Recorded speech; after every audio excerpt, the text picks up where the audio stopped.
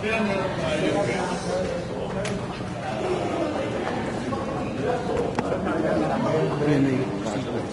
program, ang mahalaga, gastusin natin ng tama yung pondo ng taong bayan. No?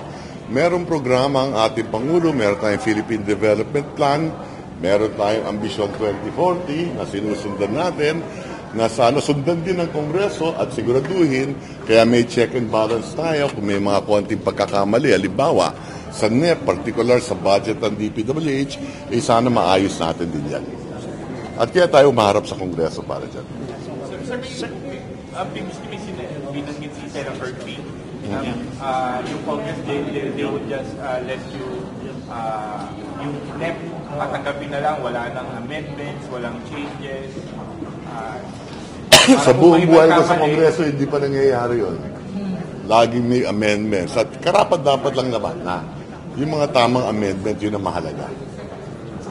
Diba? Sir, how will you ensure na siguraduhin we protect the people's money.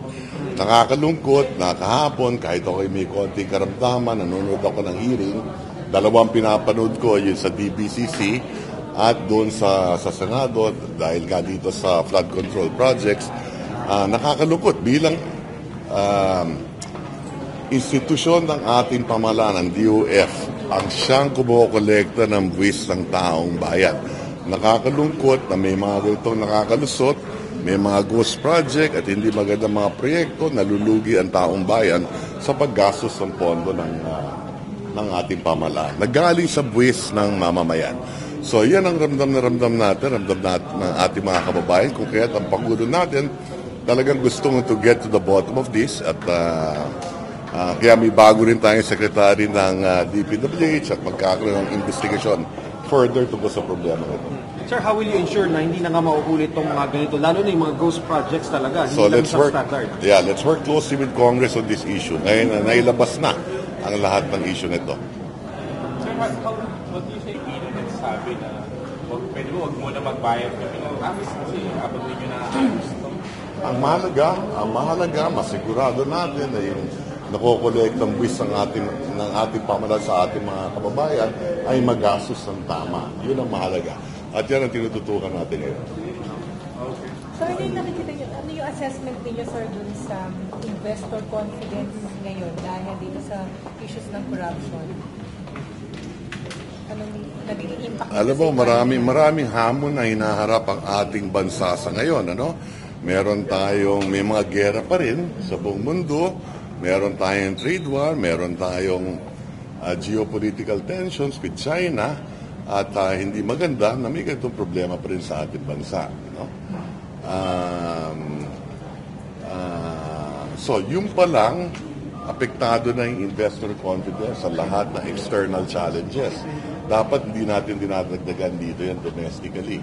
Kaya we support itong investigasyon na ginagawa ng Senado at posible ng isang independent commission ng executive din.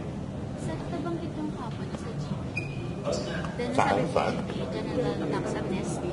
Then Okay. about sa 2007. Yes. Pattern po ba siya? More or less. May Pero wala pang final pa dyan. Wala pang final dahil iaharap pa natin sa ledak yan o halimbawa sa kabinete, aprubahan muna bago natin ilagay sa ledak. Secretary, anong safeguards yung pwede natin i-institutionalize para yung mga ghost projects hindi na po nakakasingit din sa mga sagaan natin? Well, number one, meron tayong bagong secretary ng DPWH. Nakita ko rin na re-resign niya ang maraming empleyado sa DPWH para mag-submit ng courtesy resignation. Unang hakbang yan. At alam ko na malaki ang paniniwala ko kay Secretary Vince na magagampanan niya yung kanyang tungkulin bilang bago Secretary ng DPWH. Pwede ba yung bottom-up, yung ginawa dati ni Jesse Robredo na bottom-up budgeting na pag-budget ko talagang involved na agad yung mga RDC, local government? Supposed to be, that is how the process works. Nag-uumpisa yan sa Barangay Development Council, sa Municipal City Development Council, Provincial Development Council, Regional Development Council, hanggang mapunta sa DBM yan. Pero So supposed to be, that's how it works. Yung process po ngayon, paano? That's how it works. That's supposed to be how it works. Yes. Sir, yung BOC and BIR being under DOF, Yes. meron ba kayong specific instructions, sir, in relation to... Palagay ko nakita na natin kahapon. Nagbigay ang BIR ng LOA sa lahat ng 15 contractors habang nagdidinig sa Senado. At kung hindi ako nagkakamali, ngayong umaga ang BOC nandun ata, merong search warrant ata doon sa premises ng Villa Vizcaya, if I'm not mistaken. Pero yun, sir, specific instruction ninyo or you are letting them to act? Napag-usapan namin yun na para protektahan nga ang ating mga taxpayer, dapat gawin ng BIR at BOC yung mga dapat nilang gawin na masigurado nila na magbayad ito ng buwis. Kumikulang sa buwis na binabayaran. Ibinigay kayong deadline sa kanila, sir? Wala namang deadline, pero kailangan agad-agad. Okay. Okay? Okay, thank you. Thank you, sir. Yeah, good to... Nagsiso,